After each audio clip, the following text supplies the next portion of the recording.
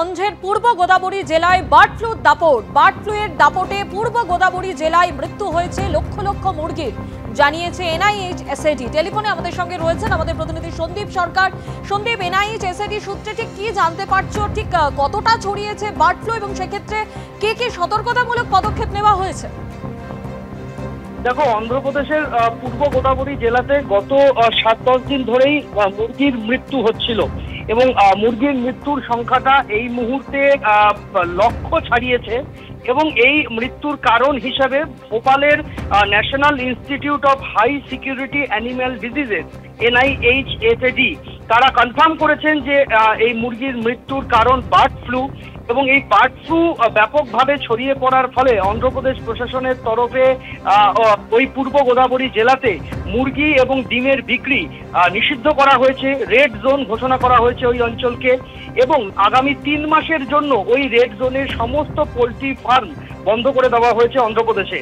এর পাশাপাশি সার্ভেলেন্স বাড়ানো হয়েছে। সিদ্ধান্ত নেওয়া হয়েছে অন্ধ্রপ্রদেশ সরকারের তরফে যে যে জায়গাতে এই ঘটনা ঘটেছে অর্থাৎ মুরগির মড়ক লেগেছে সেই জায়গার 1 কিলোমিটারের মধ্যে সমস্ত পোলট্রি ফার্ম যা রয়েছে সেগুলিকে ডিস্ট্রয় করে দেওয়া হবে, সেগুলিকে ভেঙে ফেলা হবে এবং সেখানে যা যা মুরগি রয়েছে তাদের কালিংয়ের কাজ শেষ করে সেগুলিকে মাটি চাপা দেওয়ার কাজ শুরু হয়েছে।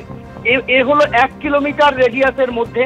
এরপরে ওই পূর্ব গোদাবরী জেলার 10 কিলোমিটার রেডিয়াসের মধ্যে মেডিকেল ক্যাম্প বসানো হয়েছে যাতে এই বার্ড ফ্লুর লক্ষণ নিয়ে কেউ যদি আসেন তার চিকিৎসা সংক্রান্ত বিষয় এবং মুরগির অসুস্থ হয়ে পড়া সংক্রান্ত বিষয় চিকিৎসার জন্য 65টা মেডিকেল ক্যাম্প তৈরি করা হয়েছে পূর্ব গোদাবরী জেলার আশপাশে।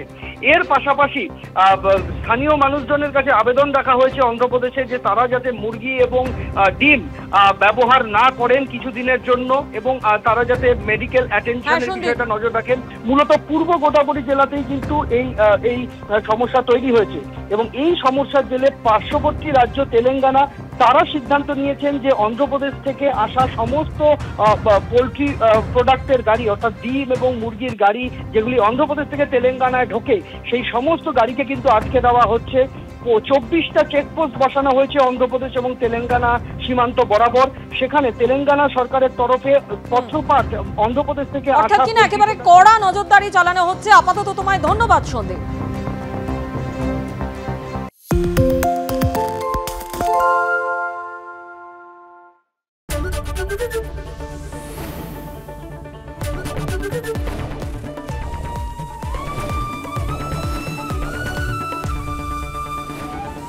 এবিপি আনন্দ এগিয়ে থাকে, এগিয়ে রাখে।